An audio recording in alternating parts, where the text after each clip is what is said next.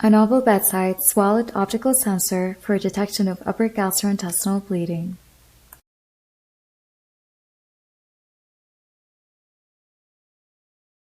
Gastrointestinal bleeding is a common emergent condition accounting for 7 to 8% of acute medical admissions. In the United States alone, upper GI bleeding leads to an average of 300,000 admissions per year and has a mortality rate that can reach up to 15%. EGD represents the mainstay diagnostic tool for suspected upper GI bleeding. However, timely EGD can be a challenging resource to access during non-business hours. Thus, a novel swallowed bleeding sensor was developed to facilitate triage of patients with suspected upper GI bleeding. The bleeding sensor system consists of a disposable swallowed optical sensor capsule and an external receiver. The SOS capsule is a minimally invasive single-use device designed to detect blood in the stomach. Detection of blood in the stomach is used for evaluating the presence of upper gastrointestinal bleeding.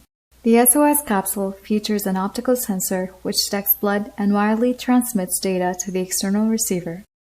The capsule detects the presence of blood by measuring the absorption of multiple wavelengths of light. The data is then processed by an algorithm to determine if blood is present. The capsule is designed to withstand the mechanical forces and chemical environment of the digestive system, and thus will make its way through the GI tract and is then passed naturally from the body. Please note that at the time of publication, the SOS capsule has not yet been FDA approved and is limited to investigational use only in the United States.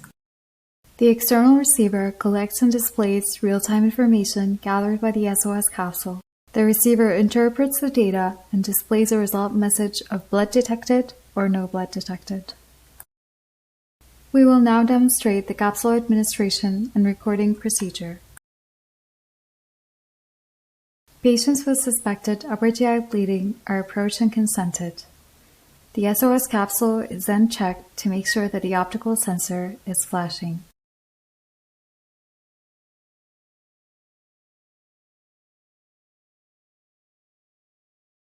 The external receiver is then powered on and a patient ID is entered.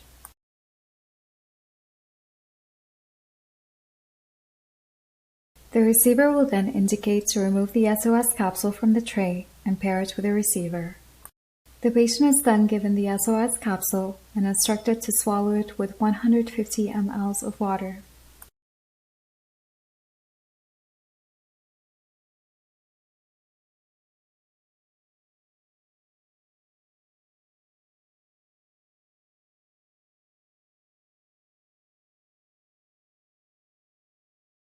The patient is then instructed to lie on their left-hand side and to remain in this position and avoid any sudden movements. After confirming that the capsule has been swallowed and the patient is lying on their left-hand side, the recording procedure can be initiated.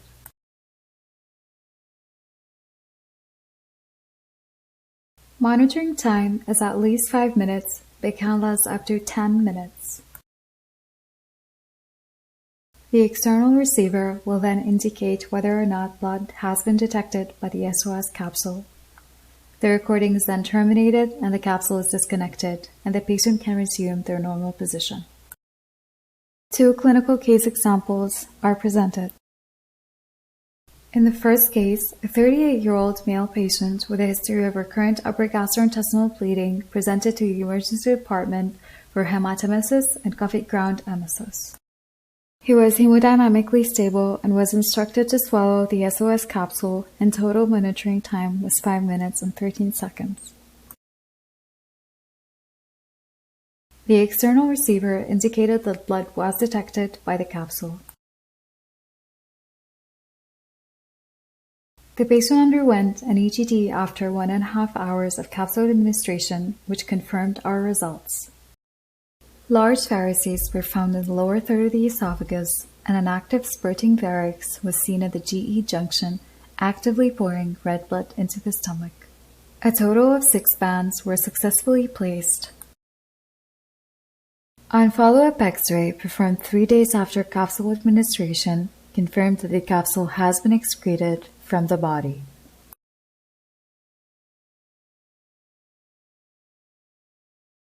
In case 2, A 69-year-old female patient with a 2-week history of melanoma and progressive weakness in the setting of severe anemia presented to our department. The patient was on aspirin and dipyridamole for a history of cerebrovascular disease with stroke, but denied any previous episodes of GI bleeding. Similarly, the patient was hemodynamically stable and thus instructed to swallow the SOS capsule. The external receiver indicated that no blood was detected by the capsule.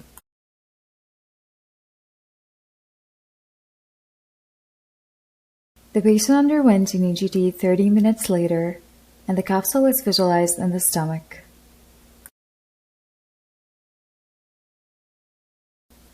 The EGD showed erosive gastropathy and non-bleeding duodenal ulcers with no bleeding or stigmata of recent bleeding.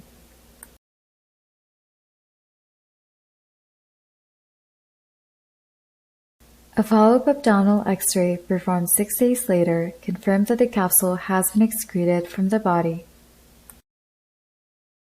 In conclusion, the SOS capsule is simple and easy to use without any learning curve required and is designed to provide results in real time.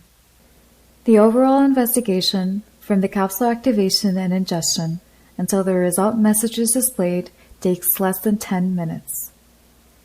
The SOS capsule successfully detected the presence and absence of blood and was subsequently excreted in both cases.